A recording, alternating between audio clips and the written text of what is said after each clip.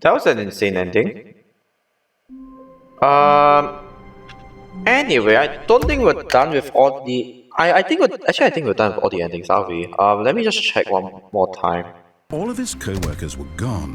What could it mean? Actually, no. There's Stanley one more decided to go to the ending. meeting room. Perhaps he had simply missed a memo. There's one more ending, but I don't know why it's turning to the left. But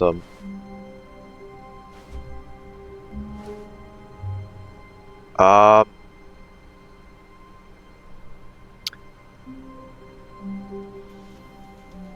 okay, cool. Is this a bug?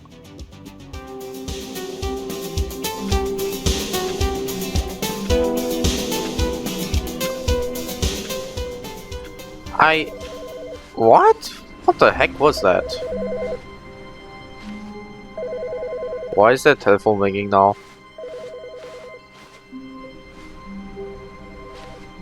I was going to play one more ending, but now I'm curious as to what is going on. Which telephone is ringing? Which one is it? Oh, it's this one, right? Hi, Stanley. Just wanted to leave you a message to let you know there's a few things I need you to pick up on your way home from work today. We need milk, cereal, dish soap, spaghetti, get a thing of sugar, some bread, and coffee beans, whichever ones you like. I'll give you a call if there's anything I forgot. Thanks, sweetie. See you tonight. This isn't even my office. Anyway, there's one more ending that I don't think was in the original game. So, apparently, the elevator in the mind control When facility, Stanley came to a set of two open doors, you can he entered press the up door and on down. his left. You can go up and down the elevator. So, let me show you guys what I mean. Else's control? Never. It was unthinkable. Wait, actually, Wasn't I it? don't think it's this Was it even elevator. possible? It should be the previous elevator. I think I have to restart this again. Oops. Here's the door. Just go. Okay, thank you, narrator. I'm pretty yeah, it is this elevator. My bad, it was this elevator. So apparently if you go down and up from it as many times as you can, I don't know how many times, then there will be a special ending that played, and it is unique to Ultra Deluxe, apparently. So let's give it a try. So if we turn around, yes, there's an elevator button that now Whoops. shows that you can go up. Never mind. Stanley actually got back into the elevator and went back up. Silly me. Why did Stanley do that when he knew that it would just lead back to his boss's office? Well, that's a great question. I just can't wait to find out. Neither can I. I mean, will there be anything different?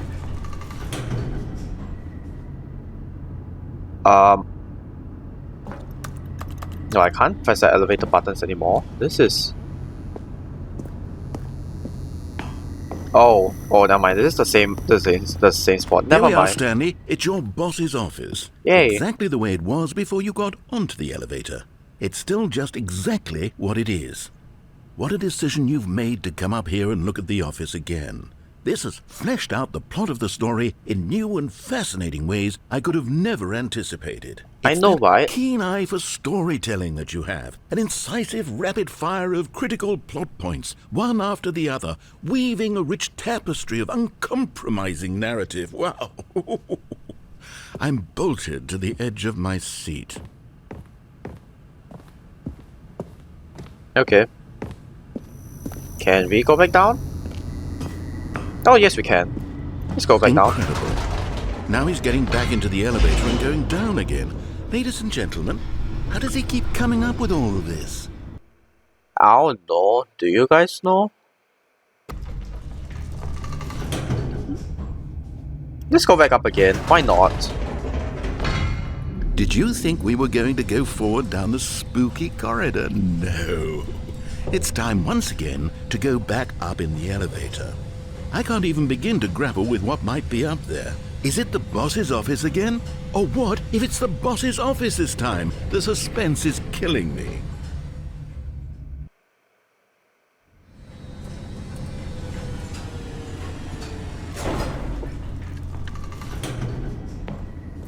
Okay. Now we're back here, folks. Oh my god. It's the boss's office. Dun dun dun. This absolutely changes everything for me. Give me a time out here for a minute while I process this. Well, I was going back in. I was going to go back to the elevator, but okay. How long is this going to last for? Okay, I'm ready. I'm prepared to embrace this stunning revelation and to move forward with... No, wait. No, I need more time to process. Oh. All right, I have fully come to terms with it. I have made space in my worldview for this astonishing new reality. As before, I turn to your expert eye for gripping narrative, Master Stanley. Okay. Let's go back down. Of course. Going back down in the elevator. How did I not anticipate it? I mean, sure, now it's obvious, but you have to understand that 30 seconds ago, this kind of thing had never been attempted before. I had no frame of reference to even anticipate it. That's just how revelatory Stanley's decision-making is. A breath of fresh air in a landscape of storytelling that has grown stale and repetitive. Not really. I don't think so. Nah, I don't like it. Let's go back up. Oh, is the narrator not going to say anything now? You know what? I've just thought of something. Hold on, let's stop for a moment. Don't you realize? It's the anticipation, Stanley. You and I, we have no way of knowing what will be at the top of this elevator. But the suspense, the agony of waiting and anticipating and having to guess, that's the real thrill. Oh, I simply don't want to let that feeling go. It's so precious, so fleeting. Why don't we take this elevator ride nice and slow? There we go. Isn't this so much more exciting? You know, Stanley, it seems like nowadays the only thing that audiences want is to be shocked as loudly and frequently as possible. They want Really? big, explosive moments flung right in their faces from the very moment that things get started. But where's the tension? Where's the trust in the audience to build a slow and nuanced appreciation for the story, the characters? Why aren't we given time to imagine the surprises, to have to think and to anticipate and then to marvel at the eventual reveal? This is storytelling, Stanley. What you and I are doing right now. This is the most exciting narrative to be developed in years, and it's really all because of you. You're the one who took this bold step of revisiting the exact same locations over and over. Truly, I mean it. This is unique and different. It's not like anything else out there. You see, I want stories that surprise me, Stanley. I want to have to think. I want to be engaged and not pandered to. We're being fed such unimaginative drivel all the time, and we all know it, which is why we're so starved for content that makes us feel sharp and vital and alive. That's why people like you so much, Stanley, because you're not afraid to spit in the face of tradition. You're a role model, you know? People look up to you. Which is why, though I didn't know when to spring this on you, but, well, I've gathered a little press conference for you, so that you can talk about your work and your storytelling and your life.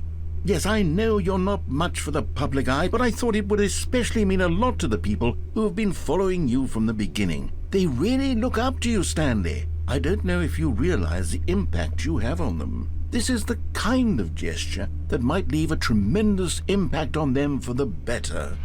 Oh, good, we're here. Oh. Well, this is new. Okay, the room where we're holding the press conference should be just around the corner here somewhere.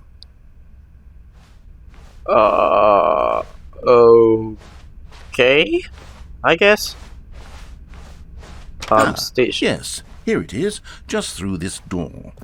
To Right, stage. are you Welcome, ready? Stanley. I've told them you're going to speak a little bit about the nature of surprise in storytelling and what it means to craft a truly unpredictable narrative. Oh, don't worry, you'll do great. Just be yourself and speak from the heart. I'm really proud of you, Stanley. Okay, it looks like they're ready for you. Go get them. Let's go. I just was walk forward. Nope. Oh my god, I can't back out of this. What the hell is going on here, folks?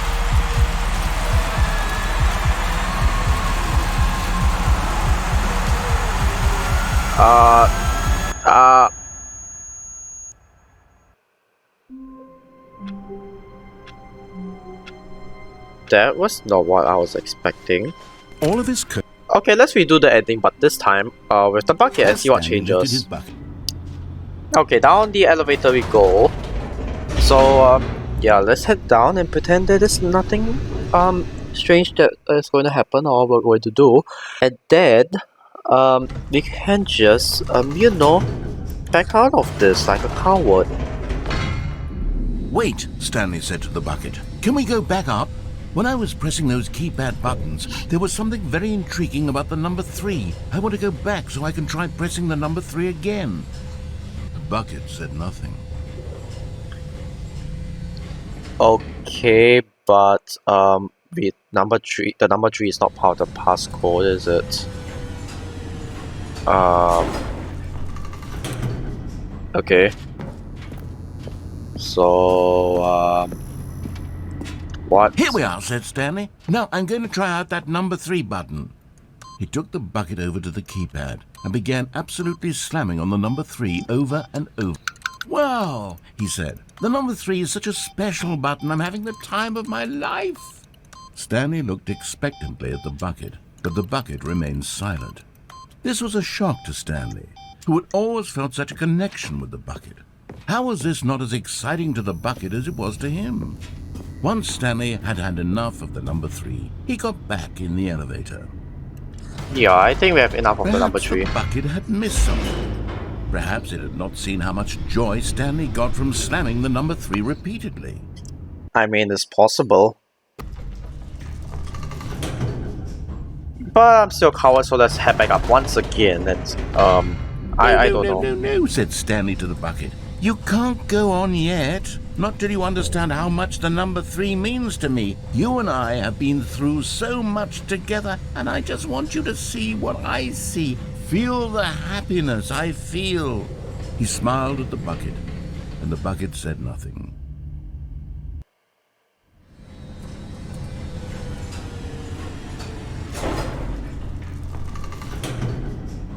Okay, so what? You want me to measure number 3 on the keypad once again? Here we go, said Stanley. This time I'll really show you. He ran to the number 3 and began to wail on it like a musician on a beloved instrument, weaving a concerto of truth and passion.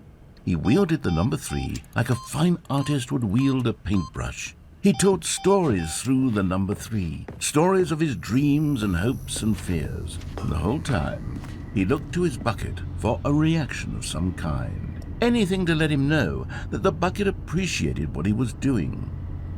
The bucket conveyed absolutely nothing at all, only silence. Crushed by a wave of dejection, Stanley returned to the elevator. Bucket, Stanley I and need the you to bucket talk were to so me. close. They'd always been there for one another. Why suddenly could the bucket not connect with this passion of Stanley's? The question caused Stanley to ruminate the whole way down the elevator. He knew that there must be a way to get through to the bucket, to communicate fully with his dear friend. Surely there was a solution, mustn't there be?